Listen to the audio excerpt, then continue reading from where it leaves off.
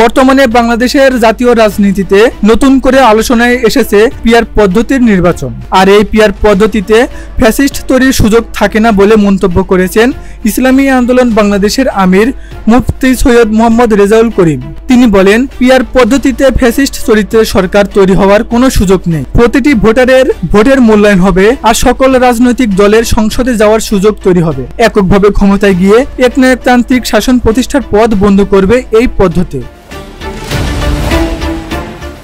সম্প্রতি ঢাকা ৯ আসনের বাসাবো খেলার মাঠে আয়োজিত এক গণসমাবেশে তিনি এসব কথা বলেন। তিনি আরো বলেন, পিআর পদ্ধতিতে নির্বাচন দেওয়ার মাধ্যমে জাতীয় রাজনীতি ভারসাম্য রক্ষা করা সম্ভব।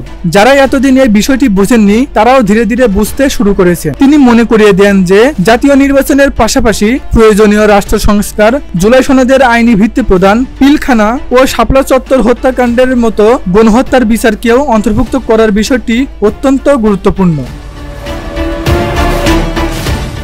সমাবেশে তিনি স্পষ্ট করে বলেন, যারা দেশের উন্নয়ন ও জুলাই সনদের আইনি স্বীকৃতি নির্বাচনের আগে দেওয়ার ব্যাপারে গড়িমসি করছেন তাদের পরিষ্কার জানাচ্ছি, সময় নিন, তবে ভুল বোঝার সুযোগ নেই। ঢাকা ও জাহাঙ্গীরনগর বিশ্ববিদ্যালয়ে জুলাই চেতনার বাস্তবায়ন ইতিমধ্যেই দেখা গেছে।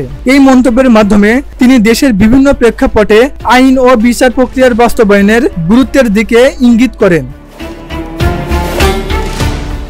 এ সময় তিনি ঢাকা ৯ আসনে আগামী জাতীয় সংসদ নির্বাচনে ইসলামী আন্দোলন বাংলাদেশের প্রার্থী হিসেবে দলের কেন্দ্রীয় সাংগঠনিক সম্পাদক শাহ ইফতেখার তারিককে পরিচয় করিয়ে দেন। রেজাউল করিমের মতে, পিআর পদ্ধতিতে নির্বাচনের দাবি আজ আর কেবল রাজনৈতিক স্লোগান নয়, এটি হয়ে উঠেছে বাংলাদেশের ভবিষ্যৎ গণতান্ত্রিক পথ চলার নতুন দিগন্ত। দেশের রাজনীতিতে ফ্যাসিস্ট চরিত্র তৈরি হওয়া এড়াতে ভোটের যথাযথ মূল্যায়ন নিশ্চিত করতে এবং প্রতিটি রাজনৈতিক দলের সমান অংশগ্রহণ নিশ্চিত করতে পিআর পদ্ধতিই সবচেয়ে কার্যকর সমাধান। Uttara news desk report.